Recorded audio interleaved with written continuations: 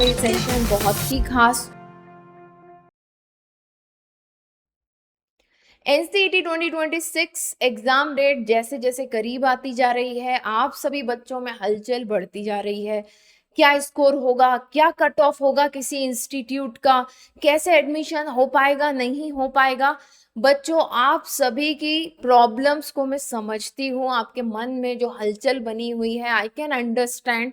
और इसीलिए आज हम लोग बात करने वाले हैं NCET 2026 में क्या सेफ स्कोर होने वाला है, और बहुत ही लॉजिकल वे में बात करेंगे। मैं आपको टॉप इंस्टीट्यूट का सीट मैट्रिक्स बताने वाली हूँ और उसके बाद समझाऊंगी कि मैं जो सेफ स्कोर आपको बता रही हूँ वो क्यों जरूरी है। तो आज के इस सेशन में सबसे पहले बात करूंगी वो 3 फैक्टर जिनके ऊपर कट ऑफ लिस्ट डिपेंड करती है, जहां से आपका सेफ स्कोर निकलेगा। दूसरी चीज, मेरे अकॉर्डिंग सेफ स्कोर क्या होने वाला है। और तीसरी चीज, आपके स्कोर जो भी हो, सीट मैट्रिक्स आपके एडमिशन पर क्या इफेक्ट डालती है और आपको अपने स्कोर कैसे बढ़ाना है, इस पर हम लोग बात करने वाले हैं। तो विदाउट एनी डिले सेशन को स्टार्ट करते हैं। और हाँ, अगर आपको इस एग्जाम से रिलेटेड कोई भी डाउट है तो आप नीचे कमेंट सेक्शन में लिख सकते हैं, इंस्टाग्राम पर डायरेक्ट मुझे मैसेज कर सकते हैं।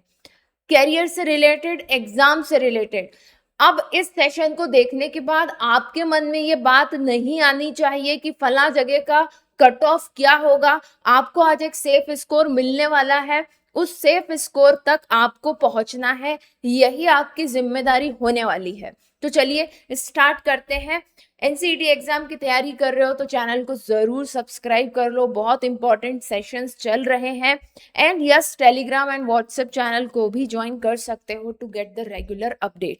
सबसे पहली चीज मैं बात करूंगी, आप सभी लोग बोलते हो मैम किसी जगह का कट ऑफ स्कोर क्या होगा। तो सबसे पहले आप सभी बच्चों के सामने बहुत ही लॉजिकल वे में मैं 3 चीजें रखने जा रही हूं। इन 3 चीजों पर ही कट ऑफ स्कोर डिपेंड करता है। तो क्या है ये 3 चीजें आपके सामने। सबसे पहली चीज, नंबर ऑफ एप्लीकेंट्स। अब आप सभी को पता है साल दर साल ITP बीएड के बारे में सभी लोग जानते जा रहे हैं। और अब इसके अलावा 4 साल का अगर आपको बीएड करना है, ITP बीएड या इंटीग्रेटेड बीएड कहें, आपको करना है तो NCET एग्जाम के अलावा और कोई चारा बचता भी नहीं है। तो ऑब्वियस सी बात है, नंबर ऑफ एप्लीकेंट्स यहाँ पर ज्यादा है। बच्चे जैसा बता रहे हैं उसके अकॉर्डिंग 90,000 से लेकर के 93,000 के बीच में फॉर्म भरे गए हैं। ये डाटा कोई अथॉरिटी से नहीं आया है, ये बच्चों से बात करके ही पता चल रहा है, जो उनके रजिस्ट्रेशन नंबर है उनके अकॉर्डिंग। ओके, नाउ सबसे पहली चीज आप ये बात समझ लो, जितने ज्यादा एप्लीकेंट्स बढ़ेंगे उतना ज्यादा कंपटीशन बढ़ेगा, उतना ज्यादा कट ऑफ जाएगा। दूसरी चीज, डिफिकल्टी लेवल ऑफ पेपर।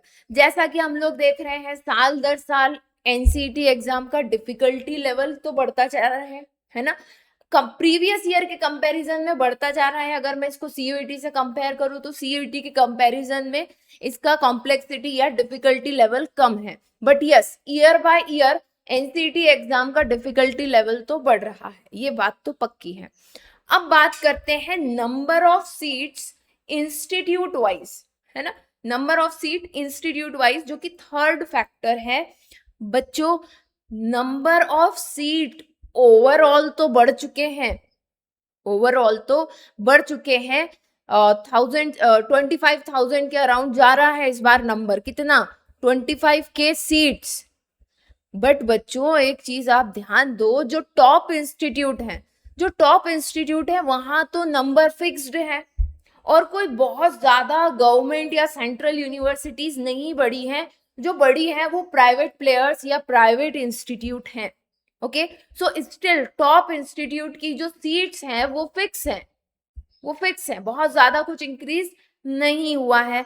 तो तीनों ही कंडीशन हमें बता रही है कि इस बार एग्जाम में जो कट ऑफ जाएगा, जो इंस्टीट्यूट लेवल पर कट ऑफ जाएगा, वो हाई जाने वाला है। ये तीनों फैक्टर हैं और तीनों आपके सामने हैं।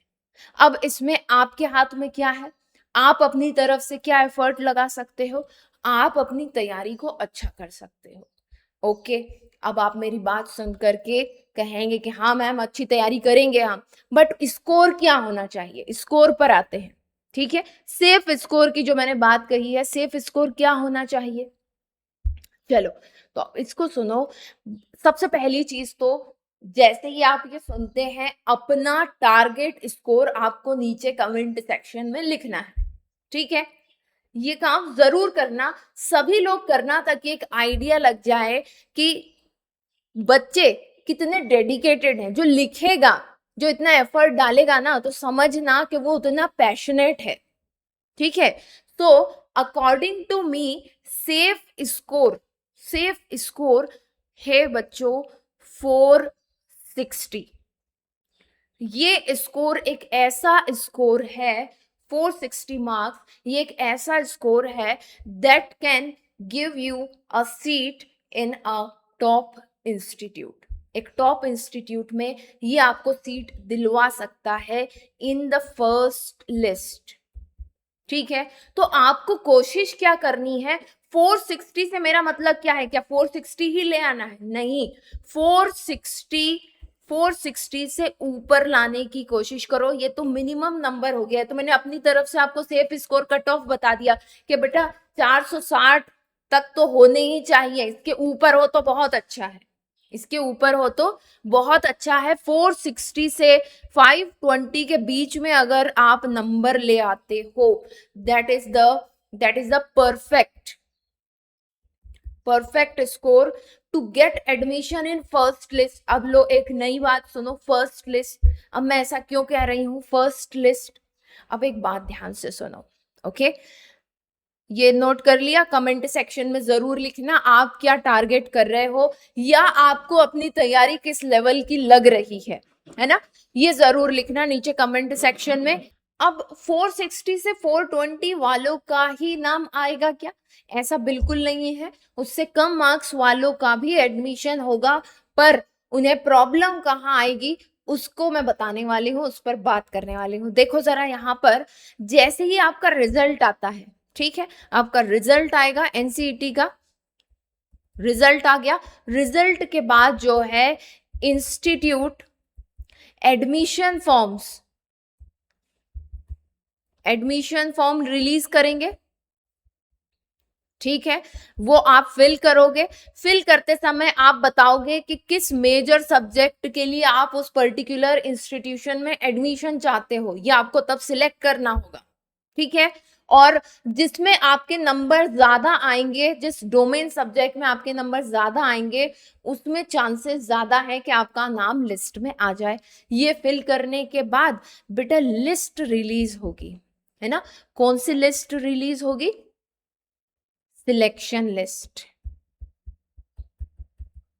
सिलेक्शन लिस्ट 1 रिलीज होगी। पहली लिस्ट में बच्चों का नाम आएगा, पहली लिस्ट में उन बच्चों का नाम आएगा जिनके मार्क्स हाईएस्ट हैं।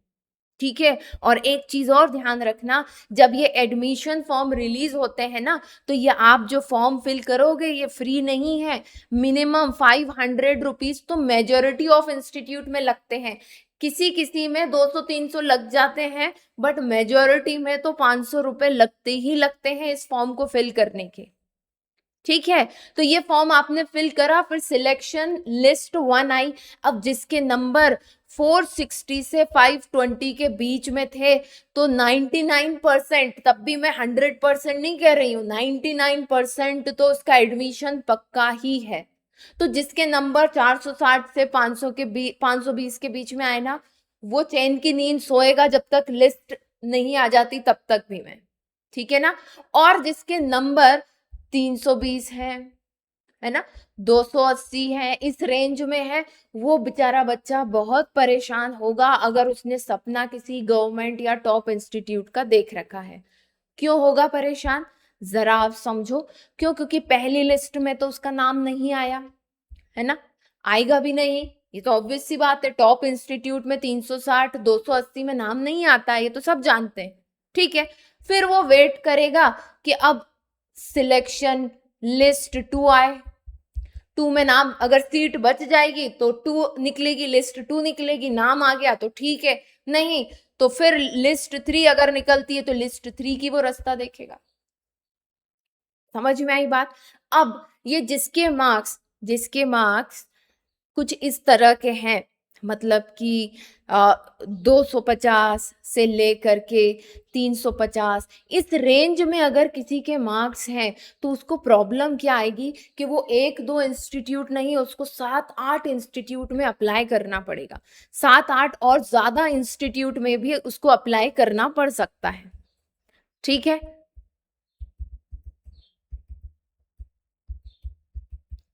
ना, अप्लाई करना पड़ेगा।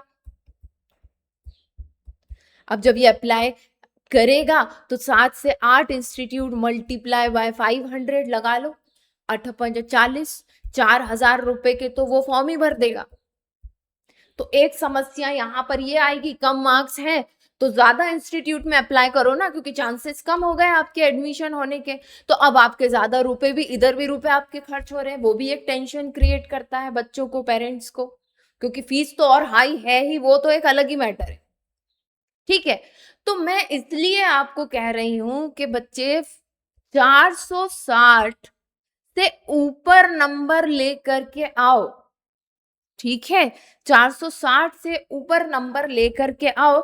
अब ये मैंने आपको पूरा फंडा समझा दिया, कैसे अप्लाई करना है, अप्लाई करने में प्रॉब्लम आती है, कम नंबर आएंगे तो ये समस्या आपको झेलनी पड़ेगी, इससे आपको जूझना पड़ेगा। अब आगे बढ़ो, और अब मैं आपको सीट मैट्रिक्स के बारे में बताती हूँ। ठीक है, कई बार बच्चे हाई स्कोर लाने के बावजूद भी एडमिशन नहीं ले पाते हैं।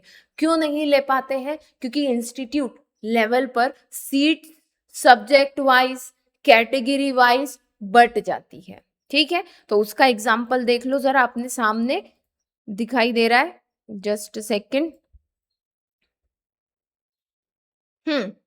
यहां पर देखो, ये लेटेस्ट है अभी 2026-27 का, यहां देख लो 2026-27 का सीट मैट्रिक्स है आईआईटी जोधपुर का। ठीक है, अब इसमें ओपन, यहां पर देखो ओपन 18 सीट्स जो है वो ओपन रखी गई है जनरल के लिए। जनरल से अगर कोई पीडब्ल्यूडी है तो उसके लिए एक सीट रखी है। ठीक, जनरल ईडब्ल्यूएस के लिए 5 सीट रखी है, एससी के लिए 8 सीट है, एससी पीडब्ल्यूडी के लिए कोई सीट नहीं है, एसटी के लिए 4 है, ओबीसी एनसीएल के लिए 14 है, ऐसे टोटल मिलाकर के 50 सीट है। अब आप समझ रहे हो, ये जो 18 सीट है ये सब्जेक्ट वाइज बट जाएगी, फिजिक्स वाले बच्चों में बट जाएगी, केमिस्ट्री के लिए बट जाएगी, है ना, मैथ्स के लिए बट जाएगी, इकोनॉमिक्स के लिए बट जाएगी। अगर इसमें मेरी बात समझ में नहीं आई हो तो यहां देखो, ये देखो आईआईटी खड़गपुर का है ये सीट मैट्रिक्स, अभी 2026-27 के लिए है ये। ठीक है, यहां देखो 50 सीट है टोटल इनके पास, और ये 50 सीट एक तो कैटेगरी वाइज बट गई, कैटेगरी वाइज, और फिर कैटेगरी वाइज बटने के बाद ये सब्जेक्ट वाइज भी बट गई। ठीक है, अब यहां देखो जनरल वालों के लिए, जनरल कैटेगरी का अगर बच्चा कोई फिजिक्स मेजर से आईटीपी करना चाहता है तो उसके लिए 5 सीट है। अगर जनरल कैटेगरी का कोई बच्चा केमिस्ट्री से करना चाहता है, केमिस्ट्री मेजर से बीएससी बीएड करना चाहता है तो उसके लिए सिर्फ 6 सीट है आईआईटी खड़गपुर में। मैथमेटिक्स से अगर कोई बच्चा करना चाहता है बीएससी बीएड आईआईटी खड़गपुर से तो उसके लिए सिर्फ 5 सीट है। तो क्या सोच रहे हो कि 400 पे तुम्हारा एडमिशन होगा? ठीक है, इतने छोटे छोटे टारगेट, कम से कम टारगेट तो अपना बड़ा रखो। ठीक है ना, वो कहते हैं ना कि झोली तो कम से कम बड़ी रखो, जितनी बड़ी झोली होगी भगवान उतना देगा। अब तुम गए ही हो इतने हाथ लेकर के तो क्या ही तुम्हें कुछ मिल जाएगा? समझे बात को? तो अपने टारगेट पहले तो सबसे ज्यादा बढ़ा लो कि हाँ मुझे इतना तो अचीव करना ही है, और उसके अकॉर्डिंग मेहनत करो। है ना। और बार बार मुझसे ये पूछना कैसे तैयारी होगी, कैसे तैयारी होगी। तैयारी करने का एक ही तरीका है, पढ़ो पढ़ो और पढ़ो, दिल लगा के पढ़ो। सबसे आसान काम है दुनिया में पढ़ना, है ना। पंखा चलाओ, लाइट जलाओ, किताब लेकर के बैठ जाओ, ठीक है। अब आगे बढ़ो। आज मैं ज्यादा एग्रेसिव तो नहीं लग रही हूँ? हाँ, क्योंकि थोड़ा सा मुझे गुस्सा भी आ गया आज। सारे बच्चे क्या कट ऑफ होगा, क्या कट ऑफ होगा। अरे थोड़ा तो लॉजिकल जाओ, थोड़ी चीजों को समझो। ऐसा नहीं है कोई किसी ने खड़े होके कह दिया 400 500 ये ले आओ इतना, ऐसा नहीं होता है ना। सारी चीजें कुछ फैक्टर्स पर डिपेंड करती है, ठीक है। चलो, इकोनॉमिक्स 5 सीट है। आ जाओ नेक्स्ट, रीजनल इंस्टीट्यूट अजमेर। यहाँ देख लो जरा, बीएससी बीएड। फिजिक्स के लिए 9 है, केमिस्ट्री के लिए 8 है, मैथमेटिक्स के लिए 8 है, बॉटनी के लिए 8 है, जूलॉजी के लिए 8 है, ठीक। फिर जनरल, ये जनरल कैटेगरी की थी। ओबीसी में 5 5 5 5 इस तरह से है, एसटी में 3 3, एसटी में 1 2 2 1 इस तरह से, ईडब्ल्यूएस की ये सीट है, समझ गए।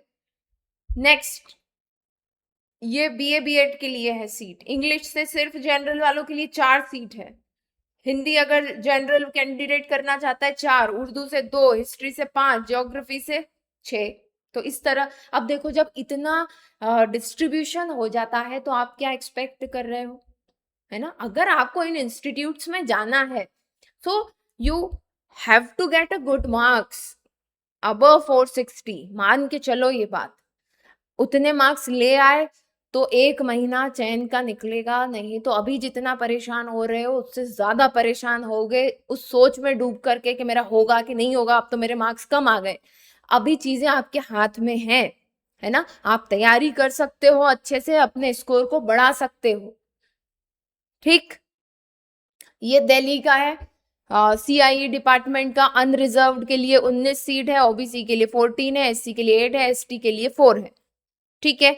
किन किन सब्जेक्ट में ये करवाते हैं? सोशल साइंस में history, economics, geography, political science, language में हिंदी, संस्कृत एंड इंग्लिश, ठीक। ये माता सुंदरी का देखो यहाँ पर 25 अनरिजर्व में रखते हैं, बीए बीएड मिडिल और सेकेंडरी के लिए, और बाकी माइनॉरिटी सिख में चली जाती है सीट्स, 25 सीट। सब्जेक्ट्स यहाँ पर दिए हुए हैं। ऑब्वियस सी बात है कि बाद में आगे जाकर के डिस्ट्रीब्यूशन होगा इसमें, ठीक है ना। सो ऐसे बहुत सारे सभी इंस्टीट्यूट में यही प्रोसीजर होता है। तो मेरी बात मानो, अपना बार थोड़ा सा बढ़ाओ। 460 is the safest score according to me, जब तक जहां तक मैंने चीजें देखी है उस 460 मिनिमम है। 460 से 520 के बीच में मार्क्स लाने की कोशिश करोगे तो डेफिनेटली, अगर आप कोई टॉप इंस्टीट्यूट में जाने के सपने देख रहे हो तो वो सपना जरूर पूरा होगा, ठीक है। और इस सपने को पूरा करने का एक ही तरीका है। क्या है वो तरीका? पढ़ाई करना, मेहनत करना। सारी चीजें आपके पास है, उसके बावजूद भी अगर आप सोचने में ही सारा समय निकाल दे रहे हैं तो फिर आप बाद में किसी और को ब्लेम नहीं कर पाएंगे, है ना। और अभी आप जितना परेशान है उससे ज्यादा परेशान होंगे बाद में।